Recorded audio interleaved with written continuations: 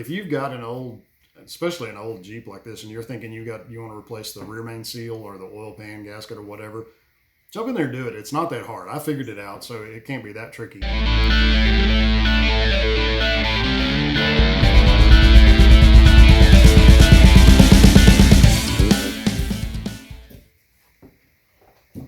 Hey guys, welcome back to the channel. If you watched the last video where I replaced the rear main seal in my 88 Jeep and the oil pan gasket, you remember that I ran into a situation where the oil pan wasn't, I couldn't make the oil pan work. I tried to get a new one, it didn't fit. It fit bolt hole wise, but because of the oil pickup tube, there's some confusion about 4.0, 4.2, whatever. So I ended up going back with the old oil pan. It was a little bit deformed around the flange. Somebody had over tightened the bolts and caused them to kind of bubble up, which just led to inevitable leaks. A buddy of mine named Larry, he's got a YouTube channel called Basin Hot Rods. He gave me a suggestion. If you've not seen his channel or you're not familiar with it, go check it out. I tinker around, kind of act like I know what I'm doing and make things up as I go. He actually does know what he's doing. He spent his entire life, him and his dad, rebuilding cars, and he does some cool stuff. I think he's doing like a Shelby Cobra replica. He's doing a 32 Ford. He's did an old 60, what was it, Larry's a 69 F100, I think. Built that for his wife. Does some cool things. Go check out his channel. He gave me a suggestion to use a hammer and a dolly to correct the flange on the oil pan. I had never heard of it. I don't know what you're talking about. So it's for doing body work, typically. The concept seemed to make sense to me, so I went down and got a hammer and dolly kit and started tinkering around with that. If you're a YouTuber, you understand this. I videoed the whole thing. It was lost. It happens from time to time. It actually worked in a lot of cases, using the different size dollies and just going around and hammering to get it leveled out. So what I did on the spots where I wasn't real comfortable with the hammer and dolly is I decided to kind of use to reverse the mistake, so to speak. The bolts had been bolted from the bottom of the flange, pushing up into the engine. I went and bought some bar stock, drilled a hole in it, put that on the underneath side of the flange, and then bolted from the top. That worked really well. So kind of bolting from the top, clamping down, pushing those back level, that really got it to a point that I was comfortable that it was going to seal up.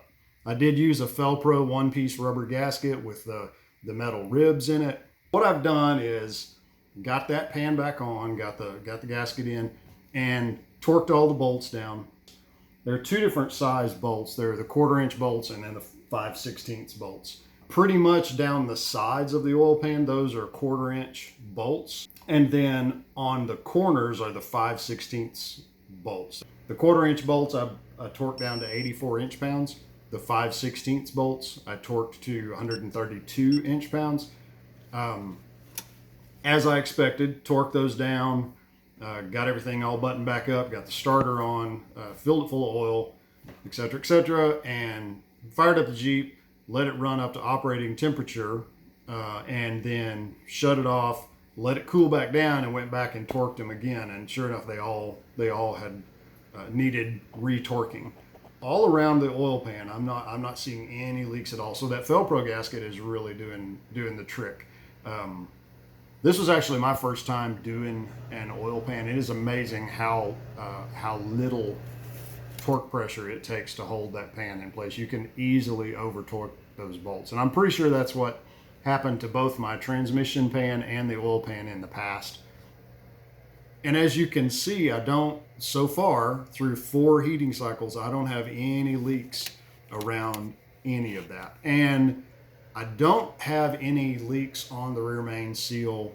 As I was working on it today, the oil pressure gauge in this Jeep has not ever worked. I thought it was the oil sending unit. So in a previous video, I replaced that. It wasn't the case. It's the wiring. The wiring is a disaster in this Jeep. So I bought a cheap mechanical oil pressure gauge that I could just plumb straight into the adapter where the oil sending unit mounts, and just check my oil pressure. It's not a permanent setup. I just wanted to temporarily make sure that I was getting the oil pressure that I wanted. So I hooked this guy up real quick today, got it all plumbed in, and then went ahead and fired the Jeep up and let it get up to operating temperature. Oil pressure looks fine. It's a little high when it's cold, backs down to a little bit over 25 pounds once it warms up.